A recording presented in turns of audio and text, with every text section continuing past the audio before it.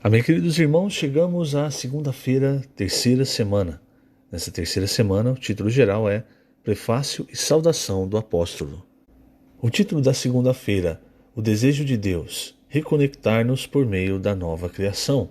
O versículo Gênesis 2:10, que diz: Saía um rio do Éden para regar o jardim e dali se dividia, repartindo-se em 4 braços.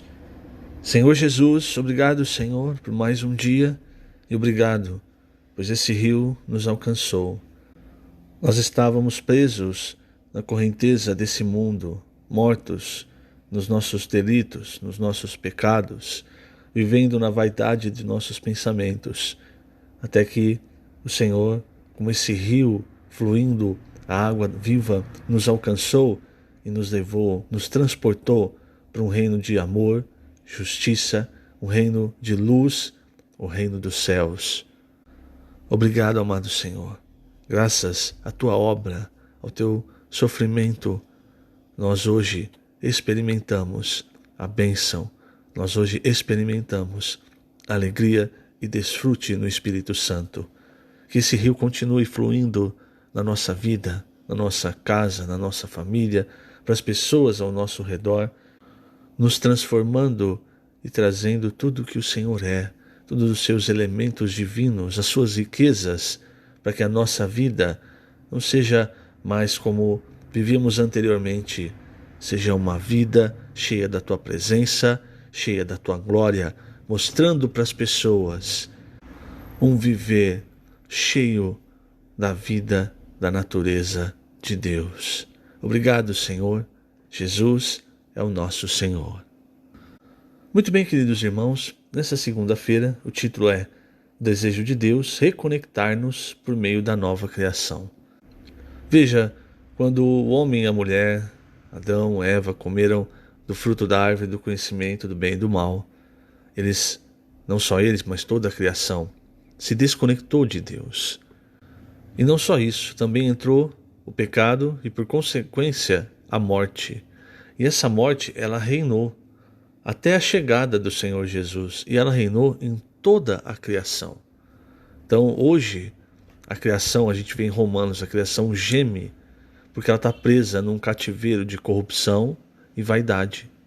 O que nós aprendemos na escola sobre a cadeia alimentar, o mais forte comendo o mais fraco, na natureza, isso, irmãos, não era para acontecer. Isso é o resultado da desconexão do homem e, por conseguinte, da desconexão de toda a criação.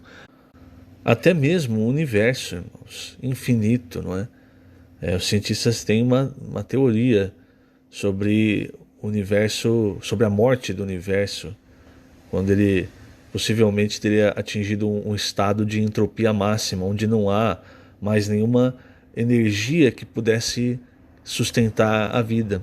Então veja, irmãos, esse é o resultado do que aconteceu com a criação, na queda do homem.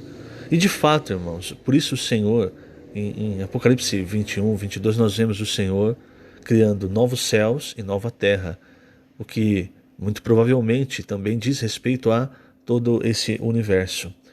Mas não vamos tocar nesse ponto, né? Eu só quero passar esse sentimento, esse entendimento de como o homem foi criado de maneira importante no plano de Deus.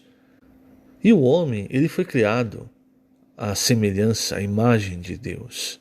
Nós sempre falamos sobre isso, quer dizer, foi criado para conter a Deus. Agora, é interessante nós entendemos o seguinte: apesar de ter sido criado à imagem, à semelhança de Deus, o homem foi criado vazio. O homem não foi criado cheio de Deus. Ele recebeu o sopro de Deus e esse sopro se tornou o espírito humano. Mas esse espírito humano, irmãos, é o que contém, o que é apto para conter Deus. Apenas o que é eterno pode conter o que é eterno. Então, por que Deus soprou o espírito para dentro do homem? Para que ele pudesse, então, conter o próprio Deus. Então a nossa alma não pode conter Deus, nosso corpo não pode conter Deus, mas o nosso espírito sim. Por quê? Porque ele parte de Deus. do que é eterno. Mas ainda assim, era preciso que o homem desse um passo em direção a Deus, comendo da árvore da vida. A mesma coisa nós, irmãos. Embora o Senhor tenha nos escolhido, se nós não tivéssemos crido, porque você recebe o Senhor, você recebe a salvação, recebe a vida eterna através do crer. Então, o crer é esse passo na direção de Deus para receber a vida de Deus para dentro de nós. Então, ali no Jardim do Éden era o comer da árvore da vida. Então, é nesse momento, comendo da árvore da vida, que o homem seria então cheio da vida e da natureza de Deus. E aí faria então todo sentido esse homem à imagem e semelhança de Deus. Agora, isso não aconteceu no Jardim do Éden, mas graças à obra do Senhor Jesus, que morreu, dando seu sangue para redimir os nossos pecados, para nos limpar, para nos justificar, e ressuscitou como o Espírito da vida, dando-nos a vida de Deus. E hoje, irmãos, nós estamos como naquele ato no Jardim do Éden, que Adão deveria estender a mão e comer da árvore da vida. Hoje, toda vez que nós nos achegamos a Deus, que nós desfrutamos do Senhor, da palavra, que nós exercitamos o Espírito, que nós invocamos o nome do Senhor, isso é estender a mão e comer da árvore da vida. Isso é experimentar do fluir do rio da vida. Foi esse rio da vida, fluindo desde o jardim, que nos trouxe, irmãos, que nos libertou de onde nós estávamos, para nos trazer de volta para Deus. E hoje nós estamos diante da árvore da vida. Agora, veja só, o mesmo dilema que Adão, Eva tiveram, nós também temos. Eu ouço muitos irmãos dizendo assim: não, quando eu encontrar Adão, eu vou dar uma reprimenda nele, porque ele não comeu logo da árvore da vida, aí não tinha acontecido nada disso, nós nunca teríamos experimentado a morte. Mas veja, irmãos, diariamente essa escolha também é nossa.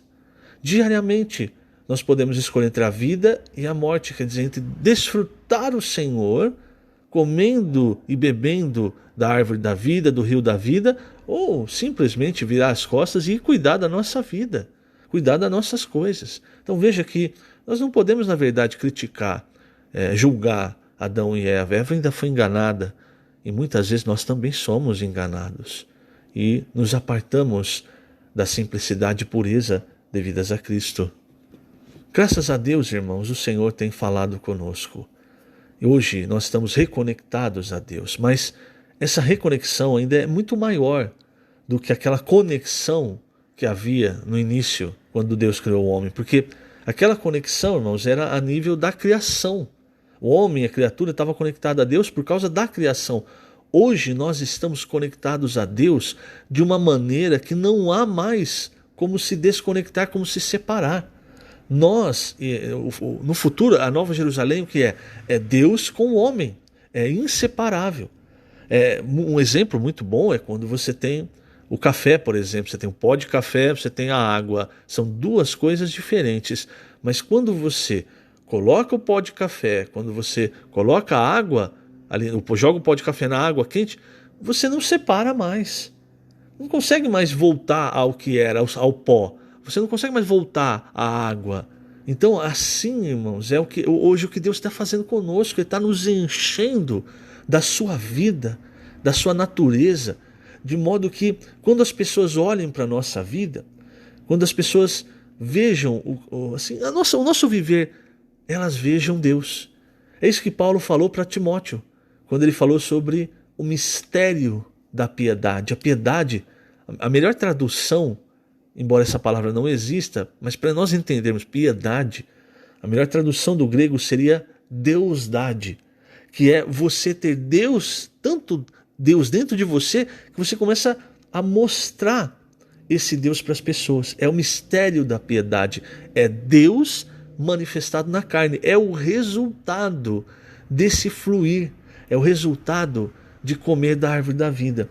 E mais, irmãos, Eu disse, né, o homem ele foi criado à imagem e semelhança de Deus, mas ele foi criado vazio. Isso é um problema. Por quê? Veja só. Por causa dessa natureza terrena que nós temos, e até por isso que Paulo, no capítulo 3 de Colossenses, ele vai falar, olha, vocês precisam fazer morrer essa natureza terrena, mas por causa dessa natureza, por causa da velha criação, do velho homem que ainda há em nós, muitas vezes nos domina, em nós, irmãos, há muitos vácuos, vazios, na nossa alma. Esses vácuos, esses vazios, irmãos, eles advêm dessa experiência de morte que nós experimentamos todo dia. Lembre-se, toda vez que nós pecamos, nós experimentamos a morte. O salário do pecado é a morte. E por mais que você possa pensar assim, não, mas isso que eu estou fazendo não é pecado.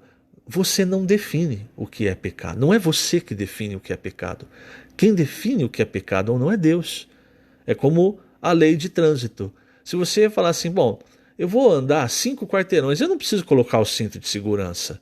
Aí você está andando, um guarda para você, você está sem cinto de segurança. Não importa o que você vai falar, não, só estava andando 5 quarteirões. Você vai receber uma multa, porque você infringiu a lei. Quer dizer, não é você que faz a lei. Não é você que diz o que é ou não a lei. Da mesma forma, o pecado não é algo que nós falamos, isso é pecado, isso não é pecado. Pecado, irmãos, quando nós cometemos, pecado, quem diz o que é pecado é Deus. E quando nós cometemos um pecado, nós experimentamos a morte. E isso vai criando cada vez mais vácuos, vazios dentro de nós. E por causa disso, a nossa alma, ela é muito machucada. Então, há muitos homens, quando eu digo homem, é homem e mulher, não é? Que estão feridos na alma. E aí desenvolvem doenças na alma, como depressão, ansiedade, síndrome do pânico. Vejamos, tudo isso é por causa desses vazios, desses vácuos. E sabe o que é o pior?